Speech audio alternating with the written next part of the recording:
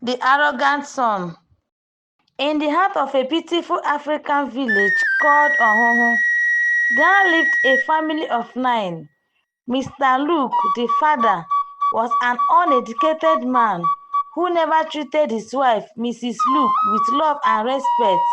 Despite his flaws, Mrs. Luke, a well-educated woman, always showed love and respect to her husband. She was kind and patient, never losing hope, even when her husband showed little interest in their family life. Mrs. Luke worked very hard as a farmer at the village. She was determined to give her children the best education she could afford. The family had 4 boys and 3 girls. Life wasn't easy, but Mrs. Luke did everything she could to support her children. She would wake up early in the morning, prepare breakfast, and make sure everyone was ready for school.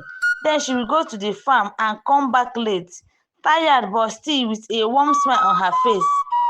Mr. Luke, on the other hand, was always out with his friends. He spent most of his time talking about things that didn't matter, never caring about his children's education or his wife's hard work. He never gave Mrs. Luke a penny to support the family. He was a proud man who thought that since he was the man, everyone should respect him, even though he did nothing to earn that respect. Mrs. Luke, with her strength and courage, managed to send all her children to secondary school. The eldest son, Ebuka, and the youngest child, Ifeoma, both finished university. They were bright and hardworking, always helping their mother whenever they could. However, the second son, Felix, was different. Felix was his father's son in every way. He was always nagging, never satisfied with anything his mother did, and he loved to spend time with different women.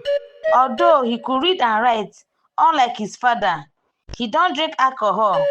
But Felix had a sharp tongue and a heart that seemed to be as hard as a rock.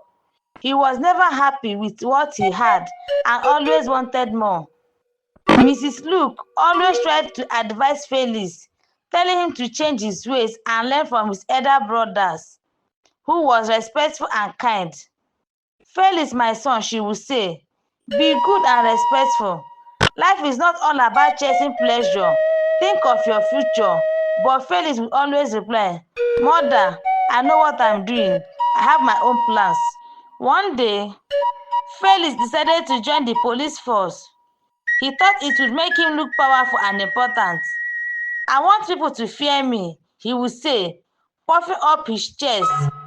Mrs. Luke worried about him, but hoped that the discipline of the police force would change him for the better. However, within just a year of service, Felix was arrested for misconduct.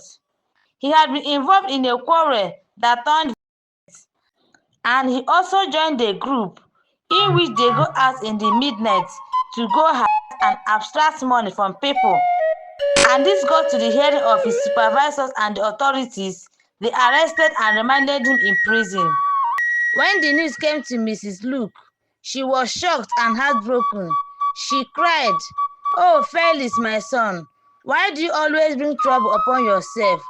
She tried everything she could to get him released, but the case was serious. Felix was sent to prison to await trial.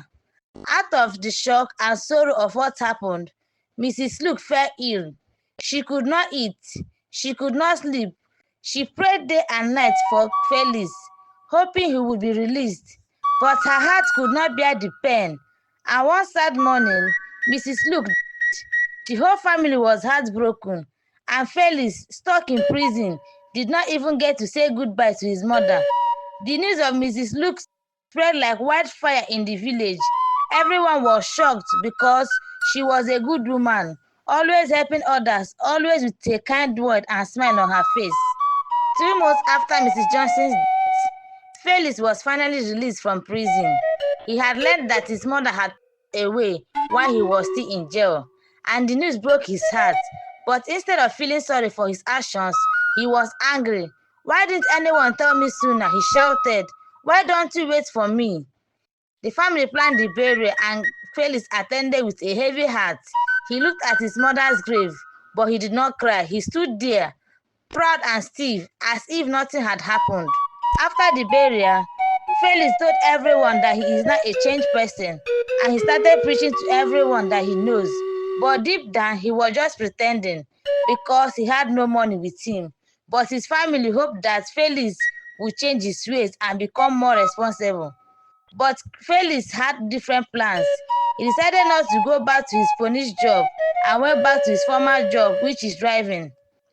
Driving gave him the freedom to meet new people and explore places. As he started earning money, he quickly fell back into his old habit of chasing women and ignoring his responsibilities. Ebuka and the farmer tried to confront him, but he pushed them away, saying, "I don't need your pity, I am fine." With money in his pocket, Felix forgot about his family. He started visiting his sisters, who had stood by him during his trying times. He did not care about Ifeoma, the youngest, who had always defended him when others criticized his actions. Instead, he used his money to chase women and buy properties. He became arrogant, thinking he was better than everyone else. He would boast to his friends, "I don't need anyone, I have everything I want." Felix would insult his elder sister, saying, "What do you know? I have more money than all of you." His pride grew day by day, and he believed he was unstoppable.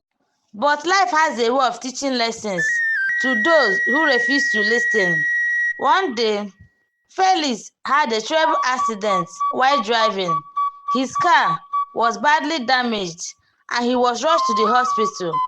He broke his leg and could not walk for many months. During this time, all the women he had spent money on disappeared. None of them came to visit him.